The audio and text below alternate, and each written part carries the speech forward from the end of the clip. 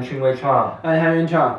This is the class of sustainable design, and in this section, we want to talk more about social sustainability. So why do we care about sustainability? It is because that if we keep living in the same way, the natural resource will be soon running out, and in the future, people will no longer be able to live in the same way. For now, we can consume nearly 90 million barrels of petroleum per day. It is obvious that people cannot consume in the same rate in the future, because we may already use it up. This way to use energy is unsustainable. It is because people cannot use this way in the future and the future of the future. This is a sustainable in a time aspect represented by the universality of time. When we considering the energy use, this means the way of energy use should be able to apply generally to now and to the future. We also concern the universality of space in sustainability. For example, the population of United States of America is about 5% of the world, but we consume over 40% energy in the world. We will need 7 Earths if all of the world live in the same way. However, we only have 1 Earth. So, in the point of view, the space aspect of universality, it is not sustainable. This lifestyle is not able to apply to everyone in the world. So, in the space aspect of universality, it is not sustainable.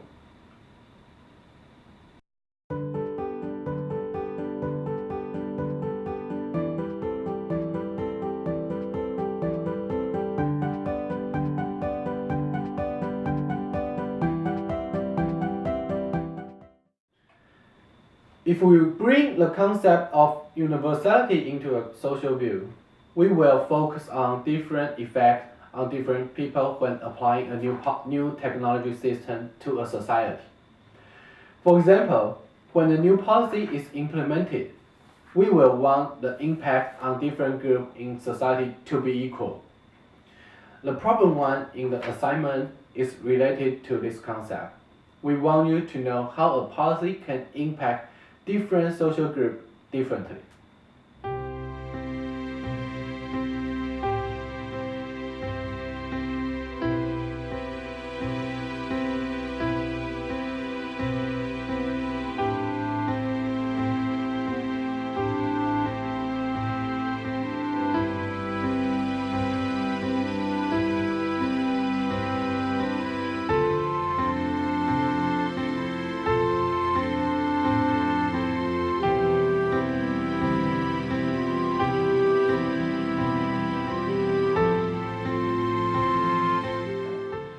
Now, let's think the list wheel again, using the aspect of social sustainability. Recently, an issue arose in material selection, the problem of conflict minerals. So, what are the conflict minerals? This is the conflict minerals. They are the minerals came from armed conflict or human rights abuse area. They are widely used in electronics. Those minerals might be cheaper than those came from other sources, and consumers can buy the electronics in a lower price. However, when the consumers buying those cheap products, they are actually supporting those armed groups and human rights abuse behaviors through the conflict minerals. Let's watch the stories about conflict minerals. Hey, I'm John Prendergast of the Enough Project. I've been working on conflicts and in conflict zones in Africa for 25 years now. But I've never seen anything like the human devastation in eastern Congo.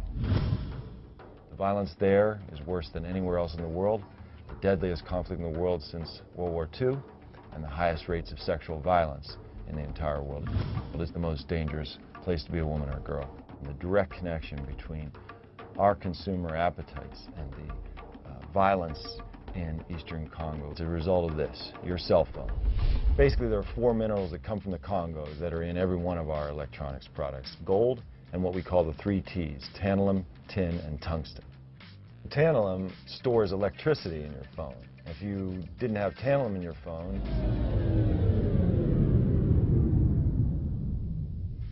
Tungsten makes your cell phone vibrate. And tin is used as a solder on circuit boards. Congo has a lot of tin. Gold is used to coat the wiring, and it's the highest value metal inside every cell phone and laptop.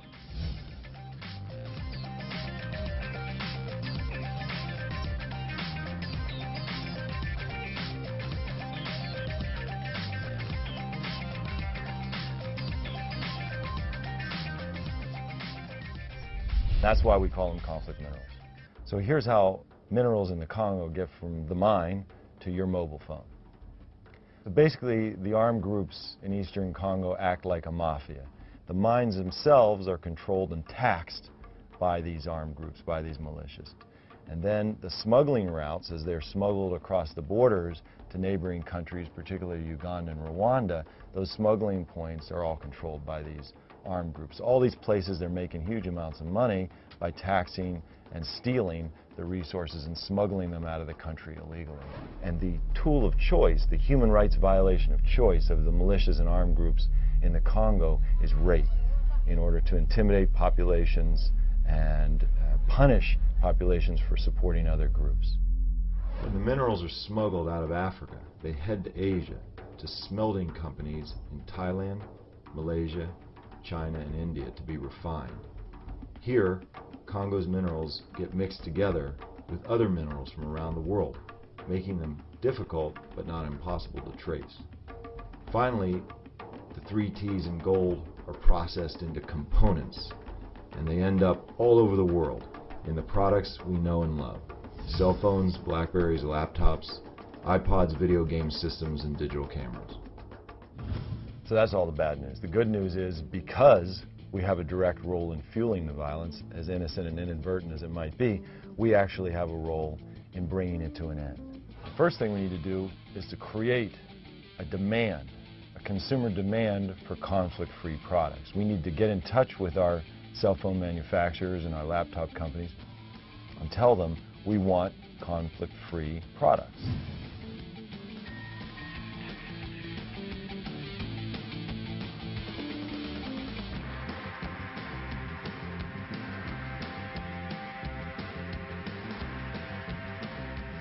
After 5.5 million deaths in eastern Congo, when is enough enough? We can all help end the war in the Congo. It's your call.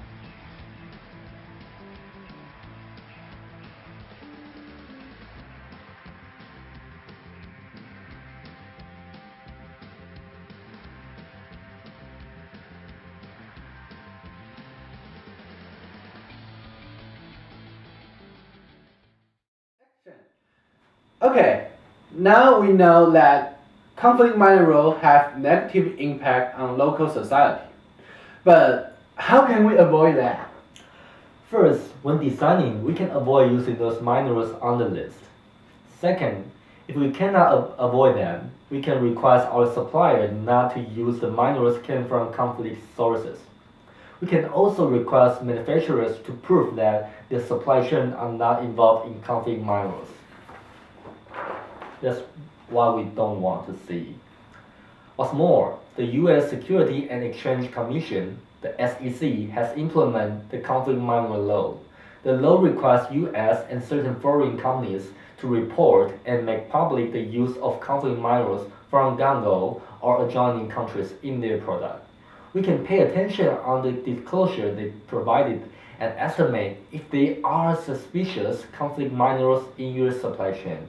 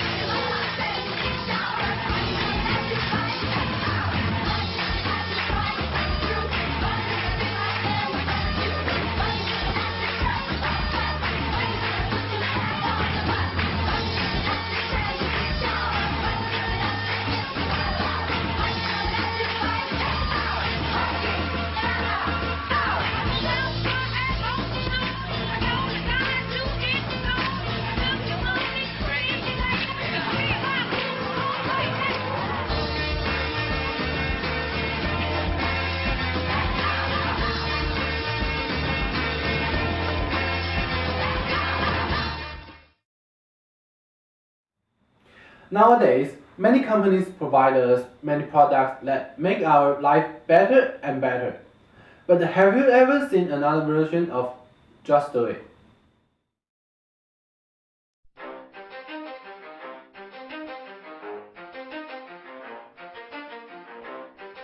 You ready? Let's go. Yeah. For those of you that want to know what we're all about, it's like this, y'all. Come on. This is 10% luck, 20% skill, 15% concentrated power of will, 5% pleasure, 50% pain, and 100% reason to remember the name. 12 hours a day, 7 days a week, for $1.6 a day. The working hours, working condition, and wage will be definitely unacceptable in the United States.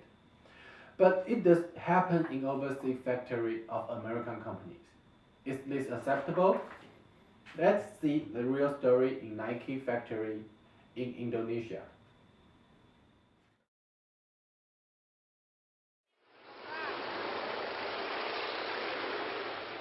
We plopped down in Tangerang, Indonesia, this industrial suburb outside of the capital of Jakarta, with the plans that for the next month we were going to live as Nike's factory workers lived, which meant that we were going to go live in a workers' slum outside of the capital, and we were going to live on the workers' wages, $1.25 a day for the next month, to try and come maybe to a better understanding of what it's like for Nike factory workers to make this kind of money and live under these conditions. We lived in a 9x9 cement box. It was over 100 degrees, 100% humidity, a small window, certainly no air conditioning. No furniture. You slept on a very thin mat on an uneven cement floor covered in shelf paper. The streets outside of your home are lined by open sewers, and what that means, like in the rainy season, you would have all that feces just float up into the streets and into your house. And every time that you go to the bathroom, it comes back out into the sewer for everybody else to see and smell. You would have football-sized rats that would stampede over the ceiling at night and come up through the toilet and look for stuff to eat in the house, or the fist-sized cockroaches that would crawl over you at night. Siapa nama Anda? Saya. Daya. Nama Jim. Nama Jim ya. Yeah. Just like anyone around the world, you can't just drop into someone's life and be like, hi, we're here, we want to live in your life and tell us how much it sucks. You had to build bonds of trust. Jim. Siri. Jenny. Nice to meet you. Hello. They treated us very politely, and it wasn't until they saw that we were committed in the capacity of living on the wages that they're forced to live on, in the conditions that they are living in, that they felt that they could start to begin to trust us. You get to know them, and you hold their children, and you eat with them, and you share stories with them. They become part of your family. We would go to different workers' homes. You got like 4 women sleeping in an 8x8 cement box, and all their possessions are in there, like everything, in this small area. The workers would have to share a bathroom with 5 to 10 other families. The workers would have to share living quarters, actually like a row of shacks with corrugated tin roofs. All of those families would share a laundry corner and a kitchen facility, and they would all share the same well to take the water out of. $1.25 a day after you've paid for your rent, water, electricity, any major transportation costs, you're going to be left on average with roughly 7,000 rupiah per day. What the hell does that mean? That's going to buy you 2 simple meals of rice and vegetables, a bag of peanuts, a bottle of iced tea, and some dish detergent. And that's all you can get. And that's your reward? Without a doubt. We found it out in the first week that we were there. There's no way that you can live on $1.25 a day and maintain your human dignity. It's just not possible.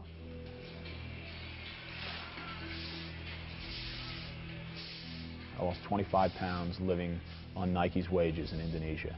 I spent the month painfully hungry and tired and like near the point of exhaustion most days. I just felt my energy storage was just depleted, and I just started going downhill fast, and I just started getting sick every day. And she got very sick one day. She had like a fever of like 104, and she's got to deal with, well, I have a fever of 104, I can buy aspirin and like a little drink box to get some vitamin C, but if I buy those two things, I don't eat for the rest of the day.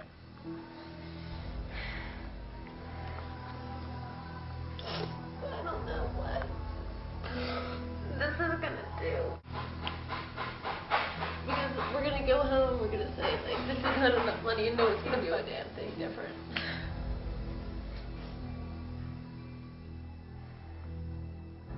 How do you feel like a human being? How do you feel like your work, your gifts? You know, for them and the workers that I've talked to the last couple of days, a number of them said like the only thing we have is our physical labor. Because I just bought this smallest thing of shaving cream and one razor that I might be able to use 2 or 3 times that I have to cut out 3 meals this week.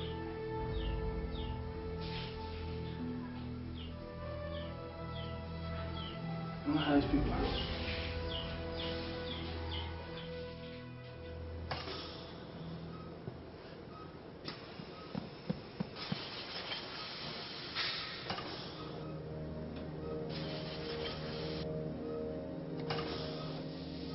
They will be working overtime hours just to get by, because they can't possibly get by on the wage that they're paid without working incredible amounts of overtime. And when you're working up to 15 hours a day, 6 to 7 days a week, you know, your 2-year-old child just doesn't see you. You know, they don't get to see their children. The kids can't even go to school. How are you going to break a cycle of poverty and have real economic development if you have a whole lost generation of children that aren't even educated?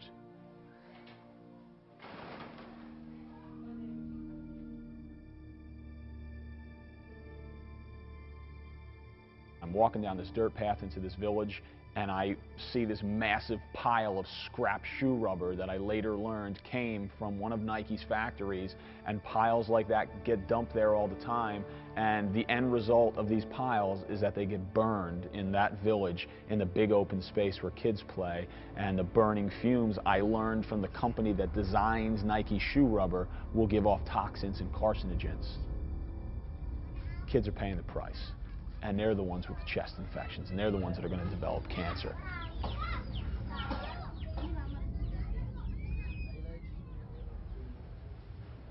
When we were in Indonesia, we made attempts to get into a Nike factory, because Nike claims on their website we have nothing to hide. I'm Mike. Hi, Mike. How you doing? Good. We went over to Nike's corporate offices, and Nike denied us that. We're unable to accommodate that request. So long. See ya. Nike headquarters in Beaverton, Oregon had faxed an info sheet out to all the factories to be placed on the wall for all workers to see that read, if you are approached by Jim Keedy, Leslie Kretzer, or Mike Pirantozzi, do not speak to them. They're only to speak to management. There will be severe consequences if you're found talking to them. And they know from their management how they're supposed to act. And if they don't, there's some severe ramifications, anywhere from significant harassment to death. And I mean that in a very literal sense.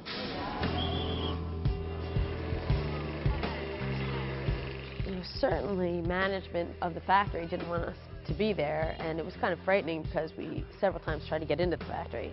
We weren't out of the van for more than 3 minutes, and there was security like surrounding us, and then the factory managers came out. What's going on? We're outside a Nike shoe factory right now. Security's kind of surrounded us. They're like, you know, what are you doing here? Well, you know, why are you here? It was frightening, you know, because who knows? Security guy here tracking us down. From that moment, we were tailed by factory security, the Preyman, or the local mafia. The local mafia certainly works in conjunction with these factory bosses. The factory bosses are, some of them are just brutal, ruthless, hired muscle to keep workers in line. And we met with one worker, Giulianto. He told us because he was union organized and he was trying to form an independent union. He was threatened at gunpoint. He had his house ransacked. He was given death threats and he had to flee back to his home village because, you know, in fear of his life. This is literally a life and death issue. And this happens at all the factories. You know, every worker that we talked to, struggled with this fear, this culture of fear that just permeates the air. That, yeah, they want to tell you the truth and try and fight for their rights, but they also want their kids to have a father or a mother. They're dealing every day with the threat of losing their lives for doing this kind of work. I mean, they show tremendous courage in light of that. We were able to meet with a woman by the name of Dita Sari, who had been organizing Nike and Reebok factory workers at the age of 23 and was illegally jailed and put in prison and tortured. In 8th of July 1996, I was arrested by the army, the local army in East Java. They kicked me and they used their fists and their sticks and their booth to hurt me and to torture me in front of the workers to show them an example. I think that the majority of workers are saying, look, we don't want you to pull out the jobs. Like, we want to work. We'd like to work, you know. We want to make the shoes. We're proud of what we do. But we don't want to be exploited. Like, why can't you just let us meet our basic needs? We're talking about food, clothing, housing, healthcare, education, being able to take care of your kids, and some modest savings.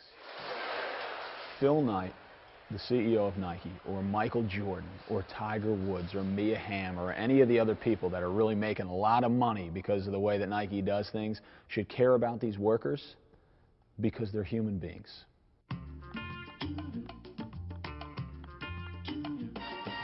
When I see people like Tiger Woods get $100 million just for wearing the clothes, we're saying as a society, like, this one individual, because they play golf well, is worth more than 700,000 people.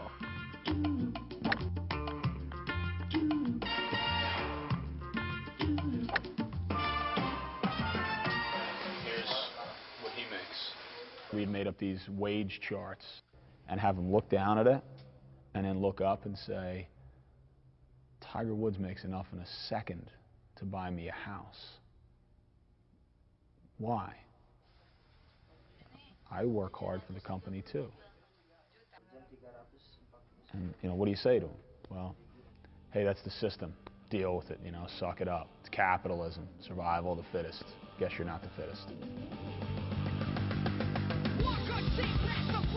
Nike is in Indonesia for one reason: cheap labor. It's an ideology of maximizing profit at all costs to humanity and nature. And it's this entire, like, a vicious cycle that starts with the heads of the corporations that want to make a great return on shareholders' investment. Some people say, well, hey, that's the way things are. That's the American way. It's capitalism. That's the American way. No, the American way is democracy. That's what our country was founded on. A belief that all people are equal, that there should be a respect for democracy, for human rights, and for the protection of human life. That's what we're about as Americans. We've spent the last year and a half traveling around the country, visiting over 100 schools, high schools and universities, 15,000 students. So how are you feeling about the turnout? I'm feeling pretty good about the turnout. What are you thinking about the turnout here? It's great. This is the best possible turnout. And we try as best we can to introduce them to these human beings and say, as students, as high school athletes, as college athletes, as consumers, you've got tremendous power. And because we can't fly them over to Indonesia, we bring Indonesia to them. And if we can give them that spark, even if it's one or two on that day, that's going to multiply. And eventually we'll reach this critical mass and we'll have a great harvest. And the harvest will be truth and justice and fairness for all people. Something's wrong here and we can fix it. It's a necessity. The tipping point is now. At this point in our history, we need a story like this to be told.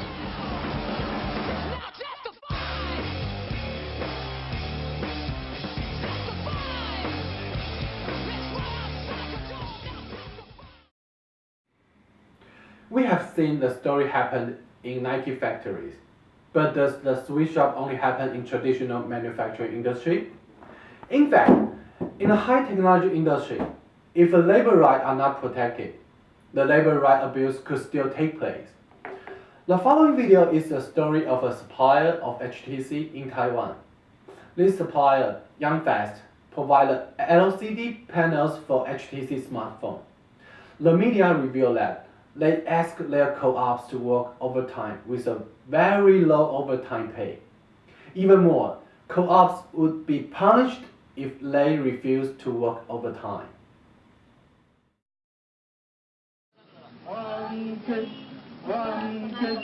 đoàn kết的胜利，最后的斗争，唔通搁怀疑。战斗的胜利，最后的战斗，大家做阵来，斗争的胜利。平摊地上的地面。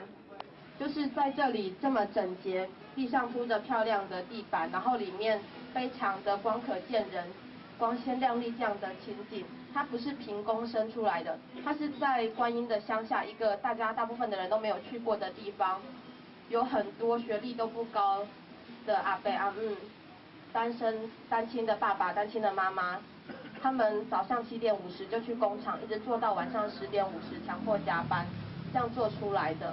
而他们只是想争取权益，就失去了工作。而这样子的东西，难道在 HTC 它这个漂亮的绿字的形象上是永远不存在的吗？希望宏达电可以善尽社会的企业责任，但是他们完全也还是没有，完全不理我们。那政府其实目前对阳华还是百般的掩护跟袒护，所以我们那些基本上我们的那些阳华工厂里的劳工。他们的劳动待遇其实跟以前还是完全一样。我们工会也是觉得很愧对会员，因为当时希望大家一起出来组工会，但到最后是我们的会员超过一半以上被迫离职，我们的干部也超过一半被资遣或者被解雇，到目前还是无法复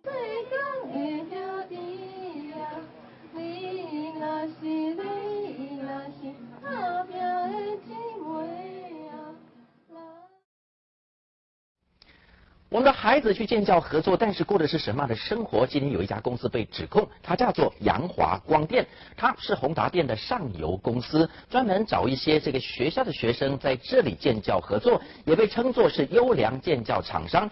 不过却学生投诉，一直要求他们加班，每天工作12个小时以上。平常的工资95块，加班费竟然每个小时只有72块钱，而且不加班就要受到处罚，甚至规定不能上建教生，这个夜班的建教生也必须被迫的上夜班，这合理吗？我们的追踪报道。下课了，这群云林县大成高工的学生开心的走出来，因为他们接下来不用到工厂去加班了。回想那一段在桃园阳华光电的建教合作，就像噩梦一样。一天工作12个小时，还有时候甚至14小时。他威胁我们说，如果产量没有做出来，就不能下班。不做的话会怎么样？就会不下班，扣薪水，会扣薪水。不然就是直接被叫回来学校。天天加班2个小时以上，每个小时只有72元。不止大成高工22名建教生，还包括桃园志平高中24位建教生都有超时工作的问题。虽然阳华回应一般加班费的确应该领95元，但建教合作学生包吃包住，这些都是开销，只给72元的时薪，合情合理。而且阳华还提出这些条件是学生们自愿接受的。不建教班的学生本身就是家庭经济比较弱势，他需要钱，愿意主动配合公司加班，就是抓住学生想多赚点钱的心态。但阳华是一家年营收127亿元的大公司，这种极尽利用建教合作学生的方式，已经给人过于苛刻的不良印象。而教育部这次查出建教生超时低薪的情形，已经将阳华从优良建教厂商名单除名了。记者廖学贤、黄俊杰，云林桃园报道。Though the working condition is pretty bad, some people suggest that without those sweatshops, the workers will no longer have a job and lose the job and earn nothing for a living. The following video shows their argument.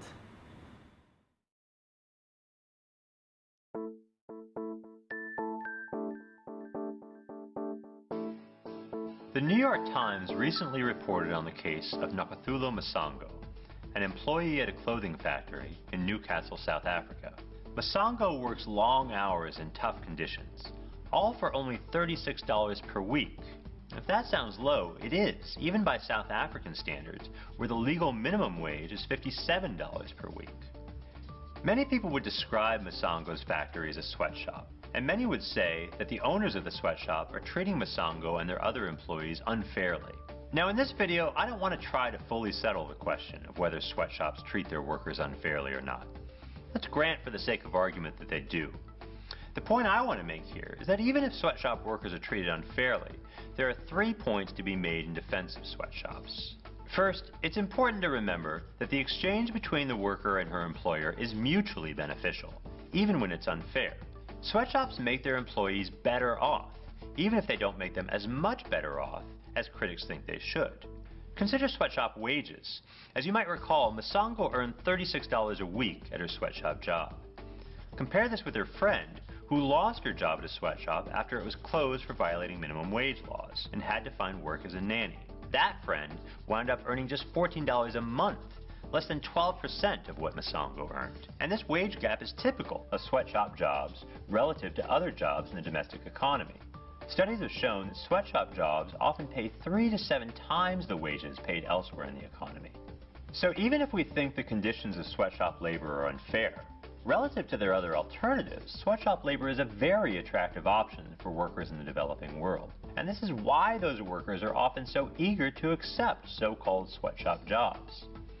Now, no one on either side of the debate defends forced labor, but so long as sweatshop labor is voluntary, even in the weak sense of being free from physical coercion, workers will only take a job in a sweatshop when that job is better for them than any of their other alternatives. This is true even if we grant that sweatshop workers' freedom is often limited in a variety of unjust ways by their government or by the so-called coercion of poverty. Coercion constrains options. But as long as workers are free to choose from within their constrained set of options, we can expect them to select those jobs that offer the best prospects of success. And when given the choice between working in a sweatshop or working on a farm or working elsewhere in the urban economy, workers consistently choose the sweatshop job. The second point to be made in defense of sweatshops is this. Even if you think sweatshop labor is unfair, it's a bad idea to prohibit it. Think of it this way. People only take sweatshop jobs because they're desperately poor and low on options. But taking away sweatshops does nothing to eliminate that poverty or to enhance their options. In fact, it only reduces them further, taking away what workers themselves regard as the best option they have. Now, of course, most anti-sweatshop activists aren't trying to shut down factories, but sometimes well-intentioned actions have unintended consequences. The layoffs faced by Masango's friend are a stark demonstration of this. That friend was fired because the owners of her factory decided it would be better to stop doing business altogether than to pay the legal minimum wage. And while you can make it illegal for factories to pay low wages, you cannot make it illegal for them to pay no wages by shutting down altogether. The third and final point is this. It's better to do something to help the problem of global poverty than it is to do nothing. And sweatshops are doing something to help. They're giving people jobs that pay better than their other alternatives, and they're contributing to a process of economic development that has the potential to affect dramatic increases in living standards. Most of us, on the other hand, do nothing to improve the lives of these workers. And that includes American companies that don't outsource their production at all, but instead give their jobs to U.S. workers who, by global standards, are already some of the world's wealthiest people. So, take the perspective of one of the world's poor for a moment, and ask yourself, which looks better to you? The American company that outsources to a sweatshop, or the American company that, because of its high-minded moral principles, doesn't? Maybe the sweatshop is run by people who are greedy and shallow in their motivations. And maybe the other company is run by people with the purest of intentions. But good intentions don't get you a job, and they don't feed your family. So, which looks better now?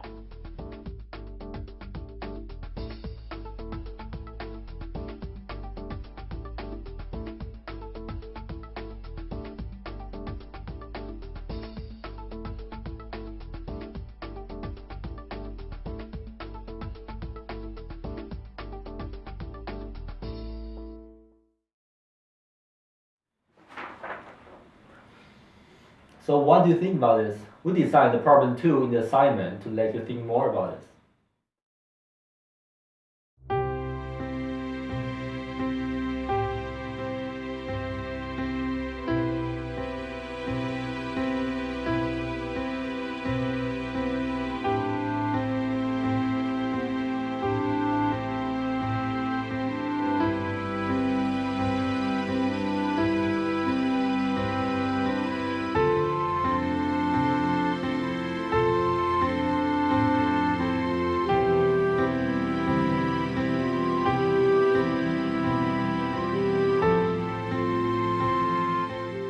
In the future, when we are designing a product or a technology system, what are the principles we should keep in mind? First, we should always remember that the ultimate goal of design is to make people live better, in short term and in long term, locally and also globally.